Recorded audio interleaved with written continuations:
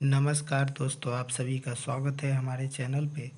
आज हम western railway के जो एक जीडीसी की वैकेंसी आई है उसके बारे में बात करने जा रहे हैं। तो चलिए सबसे पहले चलते हैं इसके वेबसाइट पे और देखते हैं कि क्या क्या डिटेल्स है। ये इंजीनियरिंग डिपार्टमेंट की वैकेंसी है। तो सबसे पहले हम rrcwr.com पे चलते हैं।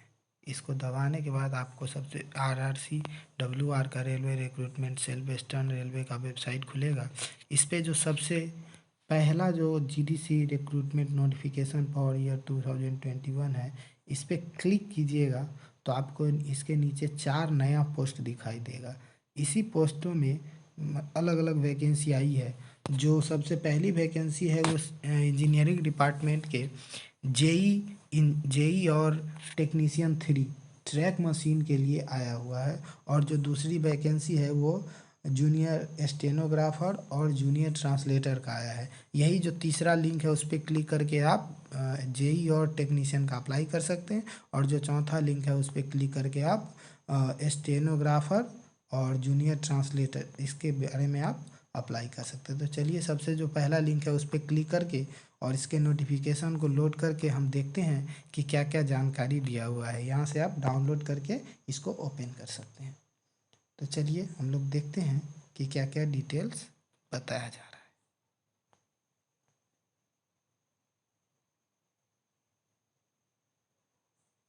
तो ये हमारा एक खुल गया इसका नोटिफिकेशन। इस नोटिफिकेशन में आप लोग देख सकते हैं कि government of India, ministry of railway, western railway का ये रिक्रूटमेंट है, जिसका नोटिफिकेशन नंबर 01/2021 जीडीसी है। इसमें जेई का 39 पोस्ट है और टेक्नीशियन 3 का 24 पोस्ट है। इसका ओपनिंग डेट 22/10/2021 10 बजे सुबह से और क्लोजिंग डेट 21/11/2021 शाम के 6 बजे तक, अर्थात आप 21 नवंबर 2021 तक शाम के 6 बजे तक इस वैकेंसी के लिए अप्लाई कर सकते हैं। तो जो वैकेंसी का डिटेल्स है उसके बारे में देखते हैं। यहाँ जेई के लिए इंजीनियरिंग डिपार्टमेंट के मेडिकल स्टैंडर्ड A3 होना चाहिए और कुल 39 पोस्ट है। और टेक्नीशियन 3 के लिए भी मेडिकल स्टैंडर्ड A3 होना चाहिए और यहाँ पे टोटल 24 पोस्ट है, जिसमें जेई के लिए यूआर के लिए 21, एससी के लिए 9, एसटी के लिए 4 और ओबीसी के लिए 5 पोस्ट है। और टेक्नीशियन में यूआर के लिए 20, एससी के लिए 2, एसटी के लिए 1 और ओबीसी के लिए 1 पोस्ट है। तो चलिए अब इसका हम एलिजिबिलिटी क्राइटेरिया देख लेते हैं। जेई के लिए आपको कम से कम 3 साल का डिप्लोमा होना चाहिए mechanical, production, automobile, electrical, electronics, instrumental and control engineering, ये किसी भी एक से आपका 3 इयर्स का डिप्लोमा होना चाहिए। जबकि टेक्नीशियन के लिए आपको एसएसएलसी मतलब कि मैट्रिकुलेशन और किसी भी मान्यता प्राप्त इंस्टीट्यूट से एनसीवीटी या एससीवीटी के का किसी भी ट्रेड में जो यहाँ ट्रेड दिया गया है उस ट्रेड में आपके पास सर्टिफिकेट होना चाहिए। जैसे fitter, electrician, electronic, mechanical, instrument mechanical, mechanic mechatronics, mechanical, diesel mechanic, motor vehicle, welder, machinist, इस सब किसी भी एक ट्रेड में आपके पास ये होना चाहिए आईटीआई। तो फिर आप इस पोस्ट के लिए अप्लाई कर सकते हैं।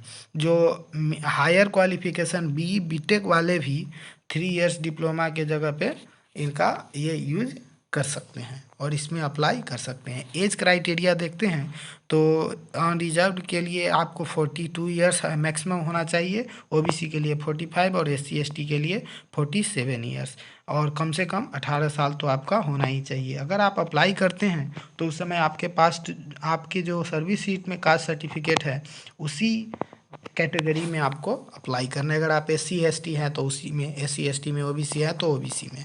अब हम रिक्रूटमेंट प्रोसेस देखते हैं। इसमें जेई के लिए 90 मिनट का एग्ज़ाम होगा और कुल 100 क्वेश्चन रहेंगे, जहां 1/3 निगेटिव ही होगा। टेक्नीशियन के लिए भी जो सीबीटी होगा उसमें 2 घंटा 30 मिनट का होगा, लेकिन इसमें 2 पार्ट है, पार्ट ए और पार्ट बी।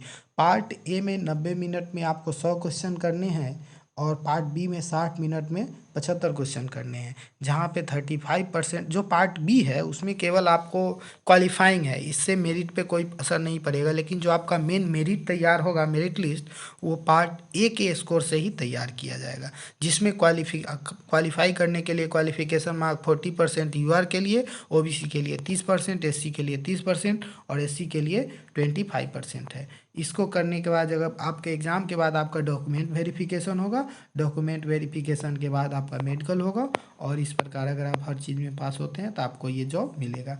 यहाँ ध्यान देने वाली बात ये भी है कि आरपीएफ और आरपीएसएफ के जो स्टाफ है वो इस जीडीसी के लिए अप्लाई नहीं कर सकते हैं। तो इस प्रकार से हम लोगों ने देखा कि अब हम देख लेते हैं कि अप्लाई कैसे करना है। सबसे पहले हम इसके वेबसाइट पे जाएंगे, वहाँ पे जो तीसरा लिंक है उस पर क्लिक करेंगे, और क्लिक करने के बाद उसमें अपना पीएफ नंबर डाल के पूरा डिटेल डाल देंगे और उससे रजिस्टर हो जाएगा। आपका रजिस्ट्रेशन नंबर और पासवर्ड आपके ईमेल आईडी पे आ जाएगा। वहाँ से फिर से आप लॉगिन करके आप अपना फ़ोटो और सिग्नेचर और जो एजुकेशनल क्वालिफ़िकेशन है उसका जो प्रोविजनल सर्टिफिकेट है वो डालकर आप अपना अप्लाई कर सकते हैं। अगर आप अप्लाई करते हैं, आपका फ़ोटो या स्कैन जो सिग्नेचर है वो स्कैन नहीं है, तो आपके एप्लीकेशन को इनवैलिड माना जाएगा। अगर आपका एज ज़्यादा है या एज कम है तो भी आपके एप्लीकेशन को इनवैलिड कर दिया जाएगा।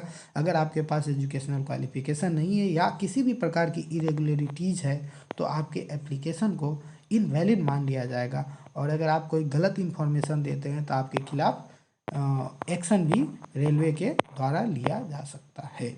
और जितने भी एम्प्लॉई है उनको बराबर इस वेबसाइट को विजिट करते रहना चाहिए। इससे आपको जो जितना भी एग्ज़ाम्स का आगे जो भी होने वाला है प्रोसेस उसके बारे में आपको पता चल जाएगा। वैसे मैं अपने वेबसाइट से, मैं अपने इस यूट्यूब चैनल से भी आप लोगों को जानकारी देता रहूँगा। तब तक के लिए धन्यवाद। जय हिंद, जय भारत।